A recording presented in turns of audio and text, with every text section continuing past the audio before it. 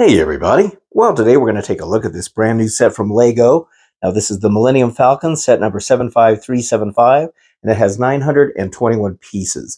So this is part of their 25 years of Lego Star Wars. It's like an anniversary set, and they're bringing back these Midi Scale sets, which I'm really glad they're doing this because I missed it the first time that these came out.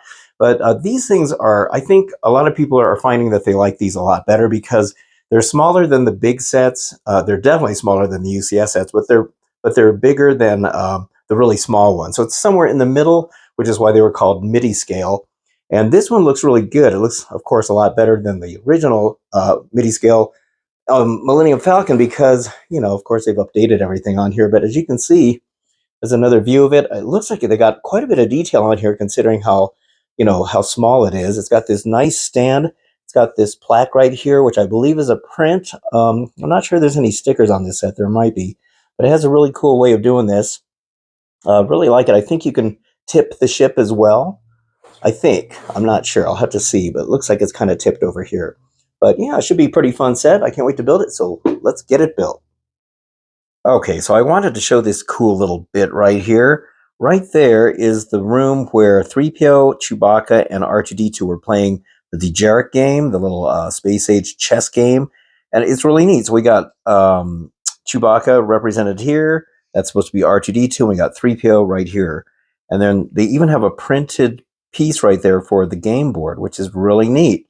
So the reason I wanted to show you that is because we're going to end up covering it up. You're not even going to know it's in there. You're not going to be able to open it up or see it. Once it's buried in there, it's buried in there. But it's kind of cool. I love when Lego does this kind of stuff where they put little hidden things in there and only the person who's building it can really appreciate and know that it's there. But I thought that was pretty cool. Okay, so now here's another cool little hidden thing that's going to be inside there. So this refers to the scene where Princess Leia and Han Solo were about ready to have a little intimate moment, and then 3PO comes barging in and kind of ruins the moment.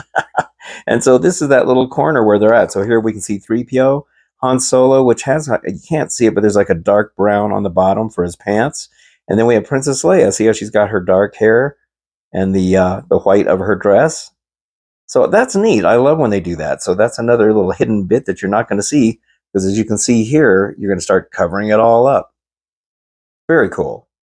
All right, so they have yet another one of these little scenes in here.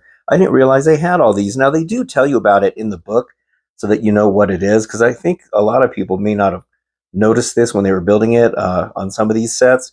But this is the scene now where Obi-Wan is teaching Luke how to, train for the Force and everything. So we see Luke there on the left with his blonde hair and Obi-Wan here with his gray hair. So that's really neat. Another hidden piece that's going to not be seen once you get this built.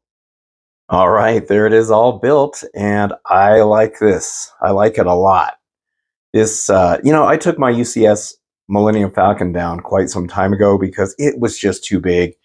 And, like everybody else, I was enamored with all these big sets and UCS sets, and you just kind of get caught up in the hype. And then, I don't know, I ended up taking all that down. I took down the Millennium Falcon, I took down the Star Destroyer, the UCS version, and it was just, they took up too much room. Something like this is exactly what I think most people are looking for because the scale of it is big enough that you can get some really nice detail in there, but it's not so big that it's taken up just a huge amount of real estate in most people's houses. I live in a small little townhome here, so it's not like I got a lot of space anyway. But this is actually a really nice set, surprisingly detailed, really kind of interesting the way it went together. It just had some interesting sections. I think you build this like it's almost like a T, I think, when you get started on it. And then with the way the panels go on, it's very similar to all the other Millennium Falcons, but I like that these, when you put them on the bottom and the top, they have clips in there. So you squeeze this and they clip together, and all of this is good and strong. This bottom one's not going to sag down or anything like that. It's really well done. No stickers on this set, which is always wonderful. I hope Lego will eventually get rid of stickers. Who knows if they ever will, but having prints on these sets is so much nicer. If other building brick companies can do it, Lego most certainly can. But anyway, let me show you some close-ups of some of the nice detail on this. Looking towards the front now, you can see all this nice detail going on. That little section in there is actually just some dark gray brick, so it doesn't go all the way through. But I really love these kind of prints that I was talking about. This is those little details, those little open sections on the Millennium Falcon where you can kind of see all the greeblies and stuff. So they just have these really nice stickers in here. They're all the same print, but you just put them on at a different angle and stuff like that. So that looks really good. A little bit of red here and there, like we saw where the paint's wearing off, on the ship, and you can kind of see these different kind of shades of gray as well. Nice detailing, nice greebling using grills and the ingots and pieces like that. This thing here, it'll turn. It's got, oops, I'm sorry, I'm out of, you can see how this turns like this. Not much, but it does turn. This little gun up here also moves. You can kind of move that around. Another wonderful print right there for the bottom window piece. There's another one down on the bottom as well. So really cool, love it. Here's this, I think these are, I'm not sure what these are, docking ports or loading ports or something, but those are prints as well. Look how nice that looks. Really nicely done.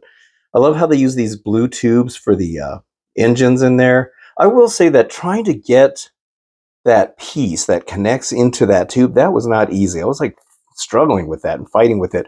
I found that if you put the clip onto that piece first and then try to push it in, it gives you a little more leverage to push it in. But yeah, that's not an easy thing. I got to say that they really, that was kind of a struggle to get that in there. Here you can see some nice greebling on here using those angled wedge grills.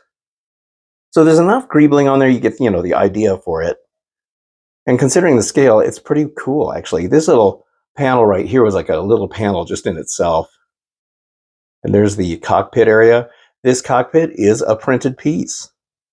And now I don't know if this is a new piece.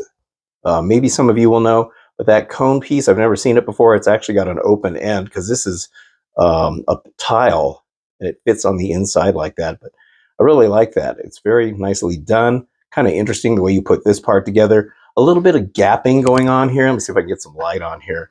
But see how there's some gapping? But it really can't be helped, just because it's hard to for Lego to kind of get any curves or roundness in there. And this ship does have some, weird areas in the way the panels lay out like that. But it's very cool. I love it. Here's the stand. You get, these are all prints as well. You got the Star Wars Millennium Falcon plaque. You can kind of adjust this forward or backward a little bit. And then you also get this really nice 25th anniversary tile. See if I can get enough light down there. It's very cool looking, printed as well. And if you don't want to use that, they give you an extra grill piece like on this side, and you can kind of switch it out. But I think most people would probably put this on here because it's a really nice tile. Very cool. I like the R2-D2 that's on there. The stand is good and sturdy. You can see underneath here, nice sturdy stand. And it only really goes this way where it's facing to the left. If you try to put it that way, it's going to hang over too much. And the balance isn't that great. So you got to have it facing that one way. See how the bottom isn't that detailed? But they never are for these Millennium Falcons. And they don't really need to be because most people are never going to see down here. But yeah, pretty cool.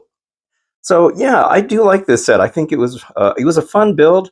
Definitely the perfect size for stuff like this. I mean, yeah, perfect for me anyway. This set retails for $85. It came out on March 1st of 2024. And I don't know if it'll ever go on sale or anything, but it's part of the new Midi Scale sets that they have. They had, gosh, I can't remember the other ships that they had. Some of them I'm not familiar with because I'm not familiar with the shows that they came from. But I'm really glad to see Lego bringing this kind of Midi Scale set back because I really do think it's pretty appealing. I think most people were after this and the R2-D2 that I also did a video on recently because they're perfect sizes. But very neat. I'm very impressed with this. I really like it.